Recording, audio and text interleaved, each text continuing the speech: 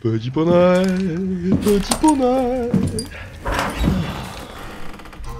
Ah, salut les petits gnous, c'est Galga.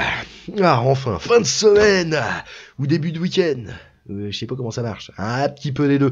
Alors, de quoi qu'on va causer? Nous allons parler du délicat, du doucereux Johan, 22 ans. En cellule avec 2 co-détenus radicalisés. Ça part mal. Comment peuvent naître les djihadistes? Dans sa cellule d'une prison française, un jeune homme est encadré par ses co-détenus radicalisés qui le contraignent notamment à faire la prière du matin. Enquête. Alors c'est un article de letemps.ch. Il y a Bambi qui fait dodo, qui date du 5 février 2015 à 11h30. Alors ouais, c'est pas récent, mais il y a des trucs plus récents qui vont venir après, donc ça c'est la mise en bouche, la mise en contexte, et après on va ricaner. Dans un autre temps, un autre monde presque, Johan Moussouet, un jeune homme brun de 22 ans aux airs d'adolescent. Était-ce bien nécessaire de dire qu'il était brun? Tu m'aurais dit qu'il était blond aux yeux bleus, j'aurais levé un sourcil étonné. Parce que Moussouette, moi, ça me fait plus penser thé à la menthe que Roll Mops, mais quoi qu'après, on sait jamais, hein, ça peut être kabyle. Il poussait ses grasses matinées jusqu'au milieu de l'après-midi. Son père, Saïd, voilà, je savais bien que ça sentait le thé à la menthe, petit arablé, partait travailler, sans lui dans son entreprise de nettoyage de bateaux de croisière sur le port de Marseille. Johan dormait dans la maison paternelle de Marignane, amaigri et épuisé par ses nuits blanches passées à fumer du shit et à s'entraîner à Black Ops, le 7ème volet de Call of. Ok, d'accord. Et Saïd, tu pouvais pas lui foutre une claque dans la gueule, là? Vas-y, viens, fils de con, viens bosser avec moi, espèce de connard. Non, bon, bref. Depuis le 12 octobre 2014, il se lève chaque matin avant le soleil. Ses 2 co-détenus de la première division de Fresnes, qui dorment au-dessus de lui sur des lits superposés, ont réussi là où son père a toujours échoué. Ouais, bon, peut-être que son père l'a jamais menacé de l'enculer sous la douche pour qu'il se lève. Hein. Il le réveille chaque jour pour le Fajr, cette prière de l'aube qui signale les pratiquants les plus méritants. À Johan, qui n'a jamais mis le pied dans une mosquée, ils apprennent l'arabe et lisent le Coran. Ils lui interdisent d'écouter du rap et de regarder la télévision. Ils lui ont dit « C'est péché, tu vas regarder les belles femmes !»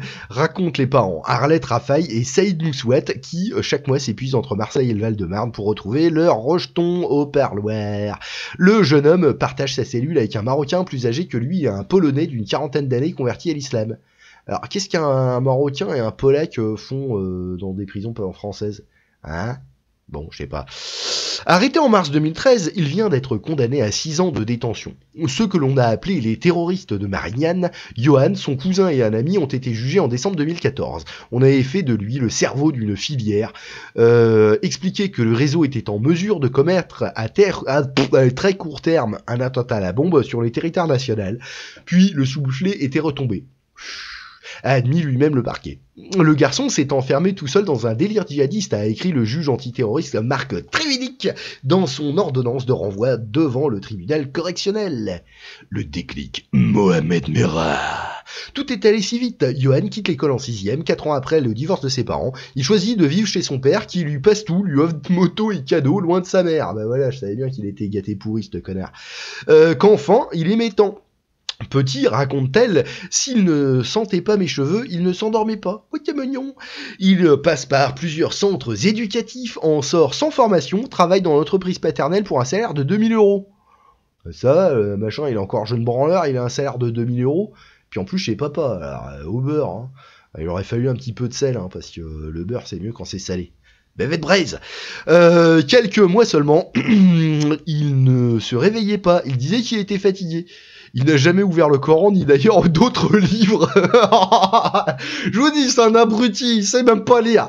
Ne s'est rendu que quelques jours au Maroc, il y a bien longtemps, voir le pays de son père.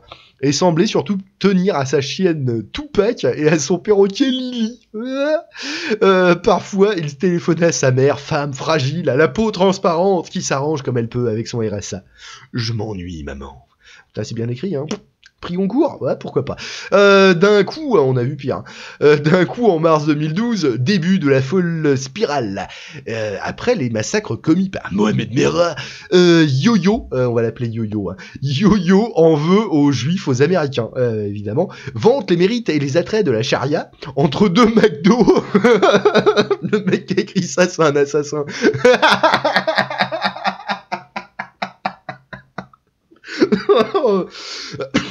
Tourne des après-midi entiers sur son scooter au son de chants religieux, fier de son sweatshirt marqué Al-Qaïda État islamique.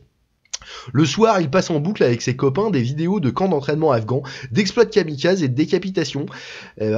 Arrêtez de regarder ce merdier, tente le père dépassé. Ouais, t'as pas tenté le coup de masse dans la gueule, non, je sais pas. Bon, quand Yo-Yo, hisse sur le toit de la maison un drapeau d'Al-Qaïda et pose en Moudjahidine sur son compte Facebook en Sardinakmi, oui, ok, Monsieur Moussouet appelle la police. Je l'ai trop gâté, sans déconner. Soupire-t-il dans la bâtisse que les sœurs de la charité mettent à la disposition des familles de détenus de Fresnes. Je me suis dit qu'au moins il faisait pas de bêtises, il avait pas braqué une femme.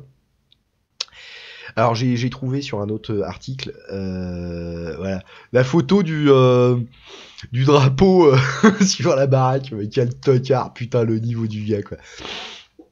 Alors, c'était quoi? Le trio est pris en filature dès la fin 2012. Les policiers ont repéré sa fréquentation assidue de forums djihadistes. Lorsqu'ils viennent arrêter Johan, ils découvrent au fond du jardin un petit laboratoire de chimistes, 150 kilos d'engrais, 12 bouteilles d'eau oxygénée, de l'acétone, de l'acide sulfurique, etc.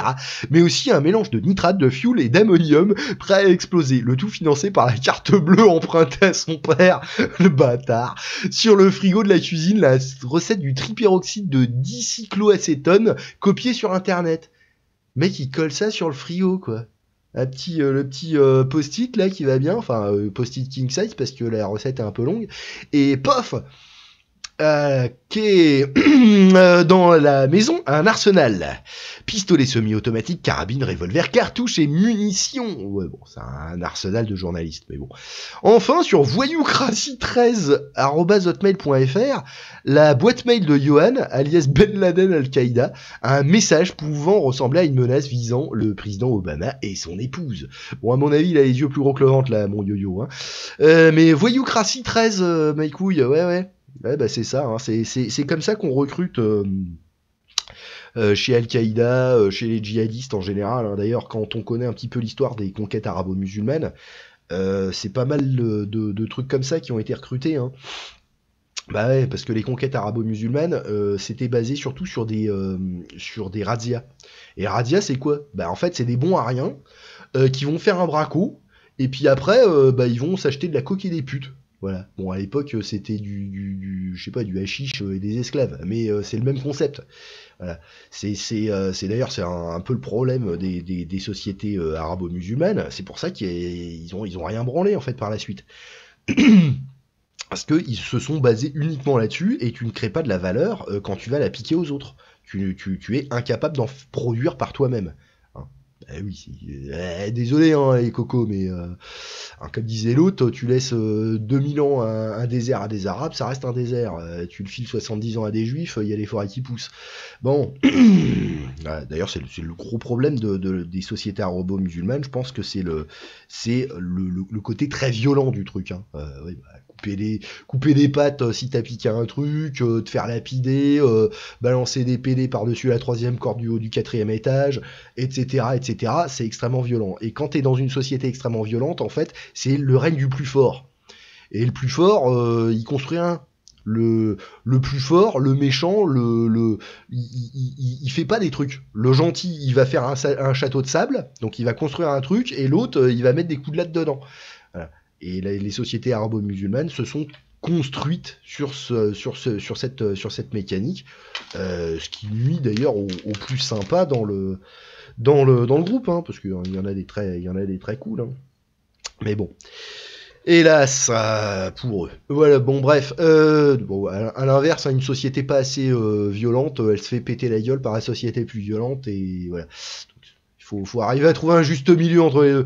Bon, j'en étais où oui, le président Obama. Yo-yo, terroriste, sa mère catholique non pratiquante ne veut pas y croire. Yo-yo, islamiste, son père qui prie par habitude ne veut pas l'entendre non plus. Mon frère, il était commandant il était commandant de chasse dans l'armée de l'air française. L'autre, il est harki. Mon père, il était avec l'armée française pendant la guerre d'Algérie. Moi, j'ai été 50 pilotes de chasse dans l'US Air Force. Serait-il consterné? Pilote de chasse dans l'US Air Force, c'est possible ça? Ça me semble bizarre. Bon, mon avis, il a peut-être été pilote de chasse dans l'armée française et il a bossé avec l'US Air Force. Ça me semble plus cohérent. Bon, bref, je sais pas. Le monde, il est à l'envers. Ouais, c'est bon, il est à l'envers. Je sais pas. Il réalisait pas, mon fils. Il m'a dit, tu te rends compte, papa? Ils m'ont vraiment pris pour un djihadiste. Quand le jugement tombe, le garçon éclate de rire. C'est pas possible, répète-t-il à ses parents. Les djihadistes, c'est des professionnels. Oh, le tocard, la gueule des professionnels. Mais tu sais, mon coco, avant d'être professionnel, on commence stagiaire. Ah là là là là là là, mais on voit le niveau du mec. Hein. Les premiers mois de sa détention, entre mars 2013 et octobre 2014, seul dans sa cellule, il semble s'être fait une raison, recréant un petit univers. Quand sa chienne Bull Terrier meurt... pourquoi j'aurais parié que c'était un Bull Terrier, ça Tupac là. Il pleure à chaudes larmes. Il demande régulièrement au parloir des nouvelles et des photos de son perroquet. Un gris du Gabon à bec rouge pour les accrocher au mur, près des images de sa mémé. Ouais, dans tout djihadiste, il y a un petit cœur qui bat. Un petit cœur tout tendre. Quand je sors, les conneries c'est fini, bah oui. Après 6 ans, je fais ma vie, je travaille, je passe mon permis, a promis Yo-Yo, à ses parents dès les premiers parloirs. Je peux même plus écouter la musique. Le 12 octobre 2014, quand il n'a plus été possible de regarder les belles femmes à la télé ni d'écouter Section d'Assaut, il a enfin compris. Le jeune garçon a commencé par protester auprès de ses co-détenus. Vous voulez que je regarde quoi alors? Les hommes? Puis a fini par obéir. Mais pendant la promenade, il téléphone à son père pour raconter la loi que lui imposent ses 2 nouveaux compagnons. Plus de jambon, papa. La prière du matin, papa. Je peux même plus écouter ma musique. C'est péché, ils disent. Quelques jours plus... Bah oui, t'étais fan de Al-Qaïda, bah voilà, Al-Qaïda est venu à toi. Quelques jours plus tard, raconte le père de Yo-Yo, j'ai reçu un appel. C'était le Polonais de la cellule de mon fils qui me disait de ne pas m'inquiéter. Comme s'il sentait que se jouait là une forme de querelle en paternité, Monsieur Moussouette lui a lâché ces mots furieux et menaçants. Je te préviens, si tu obliges mon fils à faire la prière quand tu sors, je te préviens. Ouais, non mais mon coco, vu le niveau d'autorité que t'as montré à ton gamin, tu vas pas impressionner un Polac, hein. Puis est arrivée la folie meurtrière des frères Kouachi dans les locaux de Charlie Hebdo. 3 jours plus tard, la mère de Yo-Yo défilait sur la Cadmière à Marseille avec sa sœur et son ami. Monsieur Moussouette, lui, veut rebaptiser sa société Charlie Nettoyage. Lui, à mon avis, il veut nettoyer son truc. Il va faire non, je suis pas le djihadiste. Le 8 janvier, le jour du deuil national, Yo-Yo a quant à lui attendu que ses co-détenus descendent à la promenade pour allumer la télévision. Et c'est du moins ce qu'il a raconté à ses parents, observé seul 1 minute de silence. La tuerie contre Charlie, c'est trop, c'est pourri, leur a-t-il lâché? A-t-il tenu les mêmes propos à ses co-détenus? À mon avis, non. Alors, qu'est-ce que... Non, ça, oui, on s'en fout, il affirme avoir joué, ouais. Ah, les jeux vidéo, violents, c'est leur faute et tout, bon. On s'en fout. On prend un article beaucoup plus récent qui date du 13 janvier 2023 à 15h13, mise à jour le 13 janvier 2023 à 15h17 sur le Figaro.freux avec AFP. Tulle, prison ferme pour un détenu radicalisé pour diffusion et récidive d'images pornographiques. L'homme comparaissait avec ses 2 épouses religieuses, âgées de 32 et 22 ans, toutes 2 jugées pour complicité. Un détenu du centre de détention d'Uzerche en Corrèze, fiché S, a été condamné jeudi soir à 7 ans d'emprisonnement par le tribunal correctionnel de Tulle pour détention et diffusion d'images à caractère pornographique avec la complicité de deux épouses religieuses. Yohan Moussouat, 30 ans, ouais, ça y est, il a grandi, a un lourd passé judiciaire. Il avait été condamné en janvier 2015 par le tribunal judiciaire de Paris à 6 ans d'emprisonnement pour terrorisme, pour avoir fabriqué des explosifs, blablabla. Ok. Suivi de près par les services de renseignement depuis sa libération, il a ensuite été condamné à Bordeaux à 2 reprises pour consultation, détention et diffusion d'images à caractère pornographique, dont en 2021 à 5 ans ferme pour cette infraction, ainsi que pour corruption de mineurs. Tant qu'il aura des gens comme vous, il y aura des enfants en lui. Et ça, c'est de la barbarie, c'est de la sauvagerie, a déclaré la présidente du tribunal, Laetitia Clerc. Faisant référence au nom qu'il donnait à ses comptes sur les réseaux sociaux et blogs Barbarie du 13, Sauvagerie 13. D'accord, c'est joli.